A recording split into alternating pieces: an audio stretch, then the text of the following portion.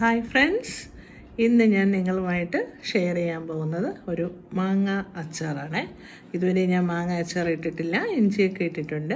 മാങ്ങ അച്ചാർ എങ്ങനെയാണ് ഇടുന്നതെന്ന് നോക്കാം. സാധാരണ ഇടുന്ന പോലെയല്ല, ഇത് തികച്ചും വ്യത്യസ്തമായിട്ട് ഇതെൻ്റെ സ്വന്തമായിട്ട് ഞാൻ ഇടുന്നതാണ്. അപ്പോൾ നമുക്ക് അതിനെന്തൊക്കെയാണ് വേണ്ടുന്നതെന്ന് നോക്കാം. നമുക്ക് വീഡിയോയിലേക്ക് പോകാം. അപ്പോൾ മാങ്ങ അച്ചാറിന് ഞാൻ മാങ്ങ 2 ദിവസമായിട്ട് ഞാൻ ഉപ്പും കായവും വിനീഗറും കൂടെ ചേർത്ത് മിക്സ് ചെയ്ത് 2 ദിവസമായിട്ട് വെച്ചിരിക്കുന്നതാണ്. അപ്പോൾ അതിൽ തന്നെ നല്ലപോലെ പിടിച്ചിരിക്കും ഉപ്പൊക്കെ, മനസ്സിലായില്ലേ? അപ്പോൾ അങ്ങനെ എടുത്ത മാങ്ങയാണ്. ഏകദേശം ഒരു 750 ഗ്രാം മാങ്ങ വരും. പിന്നെ നമുക്ക് വേണ്ടത് വിനീഗറാണ്. കുറച്ച് വിനീഗർ ഒഴിക്കേണ്ടി വരും. പിന്നെ നമുക്ക് എണ്ണ ആവശ്യത്തിന്, പിന്നെ നമുക്ക് ഉലുവപ്പൊടി, കടുക്, പിന്നെ കായം വേണം. പിന്നെ നമുക്ക് ഉലുവ കുറച്ച് വറുത്ത് ചതച്ചെടുത്തതാണ്, അത് വേണം. പിന്നെ നമുക്ക് കുറച്ച് ക്രഷ് ചെയ്ത മുളക്, പിന്നെ സാധാരണ മുളക് പൊടി, പച്ചമുളക്, കുറച്ച് കടുക് വറുക്കാനായിട്ട് വറ്റൽ മുളക്, പിന്നെ വെളുത്തുള്ളി. ഇഞ്ചിയൊന്നും ഞാൻ ചേർക്കുന്നില്ല. ഇത്രയും സാധനങ്ങളാണ് നമുക്ക് വേണ്ടത്.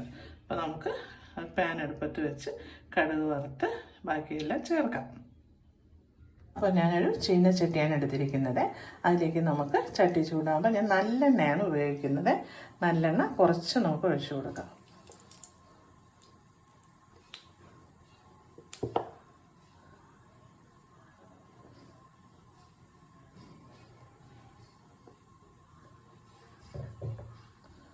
നല്ലെണ്ണ ഒഴിച്ച് ചൂടായി നമുക്ക് കടുക് ഇട്ട് കൊടുക്കാം.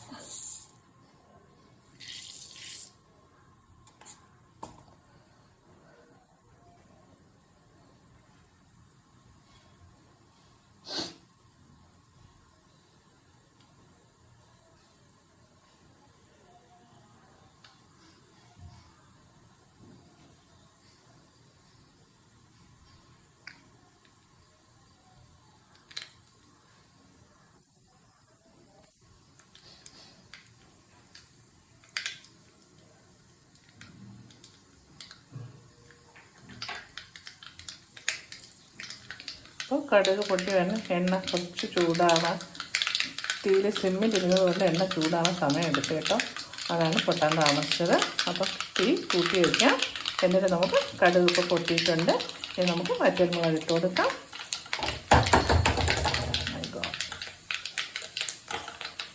വറ്റൽമുളക് ഇട്ട് കൊടുത്തു. എന്നിട്ട് നമുക്ക് അത് ഏകദേശം മൂത്തു. ഇനി നമുക്ക് വെളുത്തുള്ളിയും പച്ചമുളകും കൂടി ഇട്ട് കൊടുക്കാം.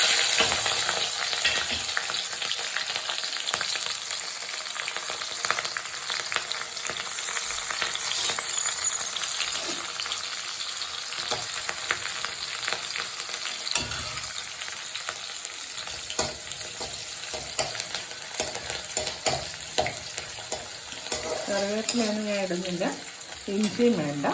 ഇനി നമുക്കൊന്ന് തീ കുറച്ച് വെച്ചതിന് ശേഷം നമുക്ക് മസാലകളെല്ലാം ഇട്ട് കൊടുക്കാം. ഞാൻ പൊടികളെല്ലാം ഇടുകയാണ്. ഞാൻ തീ അങ്ങ് ഓഫ് ചെയ്യുകയാണ്, കാര്യം ചിലപ്പോൾ കരിഞ്ഞു പോകാൻ സാധ്യതയുണ്ട്. അപ്പം നമുക്ക് ഓഫ് ചെയ്തിട്ട് പൊടികളെല്ലാം ഇട്ട് കൊടുക്കാം. അപ്പോൾ ആദ്യമായിട്ട് ഞാൻ മുളക് പൊടി ഇടുകയാണ്. പിന്നെ നമ്മുടെ ഉലുവ ഇട്ടു. കടുക് പൊടിച്ചത്, പിന്നെ കടുക് മൂപ്പിച്ചത്, ഒരു ഉലുവപ്പൊടി, ഉലുവ, പിന്നെ നമുക്ക് കായം കുറച്ചിട്ട് കൊടുക്കാം, പൊടിക്കായം. മറ്റേ കായം ഉണ്ടെങ്കിൽ വറുത്ത് പൊടിച്ച് എടുത്താലും മതി, അതാണ് കുറച്ചുകൂടി നല്ല മണം. കുഴപ്പമില്ല. തീ നമ്മൾ ഓഫ് ചെയ്താൽ കുഴപ്പമില്ല. മറ്റേതാവുമ്പോൾ നമുക്ക് ഉറപ്പില്ല, ചിലപ്പം നമുക്ക് കരിഞ്ഞു പോകും. ഇനി നമുക്ക് തീ അടച്ചിട്ട് നമുക്ക് മാങ്ങ ഇട്ട് കൊടുക്കണം. മാങ്ങ ഇട്ട് ഇളക്കിയതിന് ശേഷം നമുക്ക് ഉപ്പ് നോക്കണം. ഉപ്പ് ഇട്ട് വെച്ചിരിക്കുന്നത് കൊണ്ട് ഉപ്പ് കുറച്ചിട്ടാൽ മതി. അപ്പം നമുക്ക് നോക്കിയിട്ട് ഇടാം ഉപ്പ്. അപ്പോൾ ഇത് നമുക്ക് ഏകദേശം മൂത്ത് വന്നിട്ടുണ്ട്. മൂത്ത് ഇപ്പോൾ കറക്റ്റ് ഉപ്പ് കിട്ടി. തീ ചിലപ്പോൾ നമ്മൾ സിമ്മാക്കിയാലും വെളുത്തുള്ളി എല്ലാം നല്ല തീയിലിരുന്നത് കൊണ്ട് കരിഞ്ഞു പോകും. ഇനി നമുക്ക് തീ കത്തിച്ചതിന് ശേഷം നമുക്കിതിൻ്റെ കൂടെ തന്നെ മാങ്ങ ഇട്ട് ഇളക്കാം. ഞാൻ കുറച്ച് ഉപ്പ് ഇട്ട് കൊടുക്കാം, ഇതിന് വേണ്ടി മാത്രം. പിന്നെ നമുക്ക് നോക്കിയിട്ടിടാം. മസാല നല്ല ചെറുതായിട്ട് ഒന്നുകൂടി ചൂടായിട്ടുണ്ട്. പിന്നെ നമുക്ക് മാങ്ങ ഇട്ട് കൊടുക്കാം.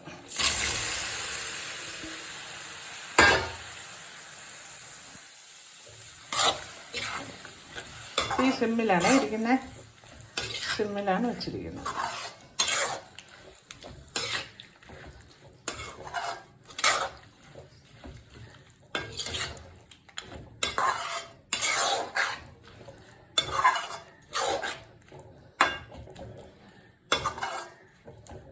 അപ്പം നമുക്കിനി ഒന്ന് തീ കൂട്ടി വയ്ക്കാം.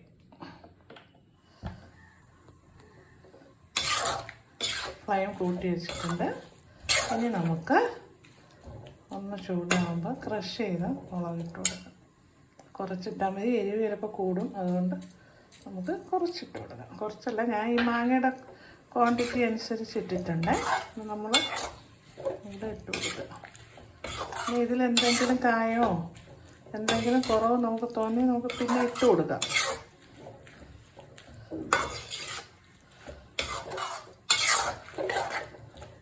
സാധാരണ ചെറിയ കഷ്ണമാക്കിയൊക്കെയാണ് ഇടുന്നത്. ഇന്ന് ഞാൻ വെറൈറ്റിക്ക് വേണ്ടി വലിയ കഷ്ണമാക്കി നല്ലപോലെ ഇളക്കി കൊടുക്കും.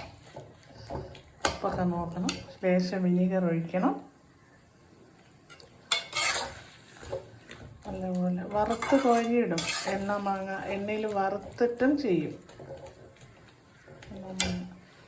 കുറച്ചൊന്ന് ഇതാവും.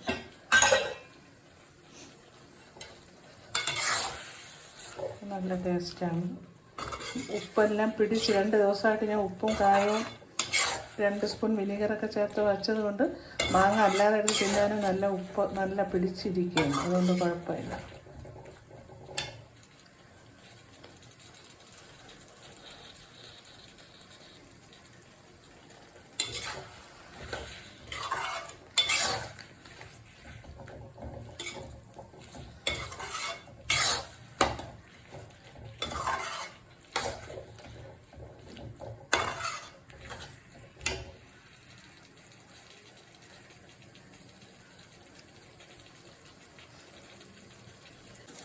നല്ലപോലെ ഒന്ന് ആവി കയറിട്ട് തിളച്ച പോലെ ആവുന്നുണ്ട്. അപ്പോൾ മാങ്ങ ഒന്ന് ആവിക്ക് ഇരിക്കും. 2 ദിവസം ഇരുന്ന് മുളകൊക്കെ പിടിച്ചിട്ട് ഉപയോഗിക്കണം. ഉപ്പൊക്കെ ഓൾറെഡി പിടിച്ചതാണ്, എന്നാലും മുളകും കൂടെ അപ്പോഴാണ് ടേസ്റ്റ്. ഇത് നമുക്ക് ലേശം ഒരു 2 സ്പൂൺ വിനീഗറും കൂടി ഒന്ന് ഒഴിച്ചു കൊടുക്കാം. കാര്യം അപ്പോൾ കേടാവത്തില്ല. അപ്പോൾ കേടാവൊന്നുമില്ല. ഇത് നല്ലപോലെ കുറച്ചല്ലേ ഉള്ളൂ. ഇപ്പോൾ നമ്മൾ നനഞ്ഞ സ്പൂണൊന്നും ഉപയോഗിക്കാറുണ്ട്. കുറച്ച് ആവശ്യത്തിന് മാത്രം എടുത്ത് വെച്ചിട്ട് മാറ്റി വെച്ചാൽ മതി. അങ്ങനെയാകുമ്പോൾ പ്രശ്നം വരില്ല. അല്ലെങ്കിൽ വെളുത്ത പൂപ്പൊക്കെ വരും. അതാ നോക്കൂ, മാങ്ങാച്ചാർ ഇവിടെ റെഡി ആയിട്ടുണ്ട്. അത് ഉപ്പെല്ലാം നല്ലപോലെ 2 ദിവസം ഇട്ട് വെച്ചത് കൊണ്ട് തന്നെ ഉപ്പും കായമൊക്കെ നല്ലപോലെ പിടിച്ചു. പക്ഷെ എന്നാലും ഞാൻ കുറച്ച് കായം കൂടി ചേർത്ത് കൊടുത്തു, ഉപ്പ് ചേർത്ത് കൊടുത്തു. അപ്പോൾ ലേശം നല്ലെണ്ണ കൂടെ വേണമെങ്കിൽ നമുക്ക് ചേർത്ത് കൊടുക്കും. ലേശം നമുക്ക് എണ്ണ കുറവാണെന്ന് തോന്നി ലേശം മതി. ലേശം ഒന്ന് ചേർത്ത് കൊടുക്കും. എനിക്ക് നല്ലെണ്ണ അങ്ങനെ അച്ചാറിൽ ഉപയോഗിക്കാറില്ല. ഇത് ആദ്യമായിട്ടാണ് ഞാൻ നല്ലെണ്ണ ചേർത്ത് ചെയ്യുന്നത്. ഞാൻ ഓൾറെഡി സൺഫ്ലവർ ഓയിലൊക്കെയാണ് ചേർത്ത് ചെയ്തിട്ടുണ്ട്. എല്ലാവരും നല്ലെണ്ണ ചേർത്താൽ കൊള്ളാമെന്ന് പറയുന്നതുകൊണ്ടാണ്. അപ്പോൾ നോക്കൂ, ഇനി നമുക്ക് തീ ഓഫ് ചെയ്യാം. അതിലിരുന്ന് തന്നെ ആവിയിലിരുന്ന് തന്നെ കുറച്ചുകൂടി ഒന്നൊരു മയം വരും. എന്നിട്ട് തണുത്തതിന് ശേഷം കുപ്പിയിലിട്ട് വെച്ചിട്ട് 2 ദിവസം കഴിഞ്ഞ് ഓരോ കഷ്ണം മതി നമുക്കിതിൻ്റെ. കറിയും കൂടെ വെച്ച് നമുക്ക് നല്ലപോലെ ഉപയോഗിക്കാം. നല്ല ടേസ്റ്റ് ആയിരിക്കും. അപ്പോൾ എല്ലാവരും ഇതുപോലെ ഒന്ന് ചെയ്ത് നോക്കണേ. സബ്സ്ക്രൈബ് ചെയ്യണം, ലൈക്ക് ചെയ്യണം, ഷെയർ ചെയ്യണം. അടുത്തൊരു റെസിപ്പിയുമായി കാണുന്നത് വരേക്കും ബൈ ബൈ.